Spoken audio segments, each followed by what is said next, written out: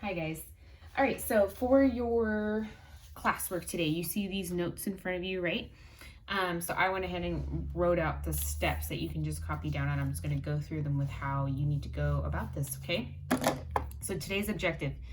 We are starting a new unit today since we took a test yesterday over naming covalent, and then we'll name ionic bonds too. So this is actually my favorite unit because it's pretty easy and straightforward. You just got to follow the rules, and I'm pretty sure all of you are going to get this great.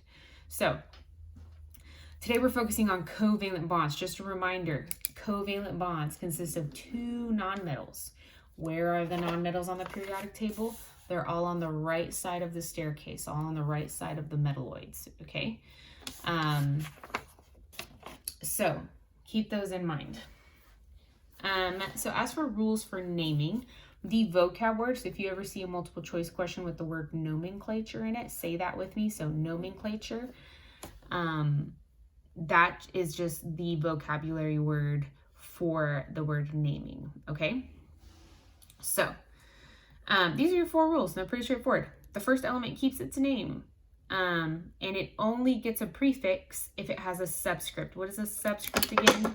So just a reminder, a subscript is the little baby number that we put that tells us how many atoms we have of something, right? So for H2O, the subscript is 2. So I'm just gonna put a circle there. And then the second element gets an IDE ending, the IDE ending. So we change the ending to this, and I'll show you what that looks like. And then also the second element always gets a prefix, okay? So this is your list of prefixes. You might have seen them before in like geometry, okay? So these are your prefixes. The numbers of what they mean, we're gonna write down together. So mono means 1. Di means 2, and you can probably guess what the rest means. Tri means 3, tetra means 4, penta means 5, and then we have the rest. Hexa is 6, hepta, people get these two confused. So hexa is 6, hepta is 7, octa is 8, nona is 9, and then deca is 10. Okay, so you're going to use these prefixes to name your covalent formulas, okay?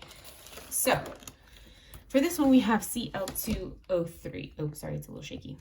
Cl2O3, right? So notice, the first element keeps its name. So first thing that I do is find what each of these symbols are, okay? So Cl, we're gonna look at our periodic table, is chlorine, and then O is obviously oxygen, right? So we have chlorine and oxygen. Okay, says the first element keeps its name, and then it says the first element gets a prefix only if it has a subscript. So our first element, does it have a subscript? Yes, it does. So it's going to get a prefix. Whatever your subscript is what your prefix is going to be. So the 2 here means that our prefix is going to be what? Di. So this is going to become dichlorine. Okay, and then it says the second element gets the "ide" ending, and it also gets a prefix, okay? So the second element has the prefix of whatever 3 is, so 3, tri, so it's going to be tri, and then we already said that this is oxygen, but we have to drop this ending to IDE, so this becomes trioxide. Hopefully that's simple enough. Okay, so that's literally it. So dichlorine trioxide would be the name of this chemical formula. Now, same with this one. So write out your elements. So here we have N. If you look at your periodic table, N is nitrogen, and then O over here is oxygen. So we have nitrogen and oxygen. Okay. And then the first element only gets a prefix if it has a subscript. Does this have a subscript? It does not, so it just stays the same. So this is just nitrogen. The reason why we put that is because you would never put, even though there's one nitrogen, we never put mono. Like we never say mono carbon dioxide, do we? No. So you do not put mono. It's not necessary. So we just have in the first element, you can put mono on the second one, but not in the first one. Let me just make that clear. And then we have nitrogen. However, for the second element, our subscript is 2, so we're going to put the prefix of di. We're going to put di, and then same thing here. We need to change that ending to what? IDE, so this becomes dioxide.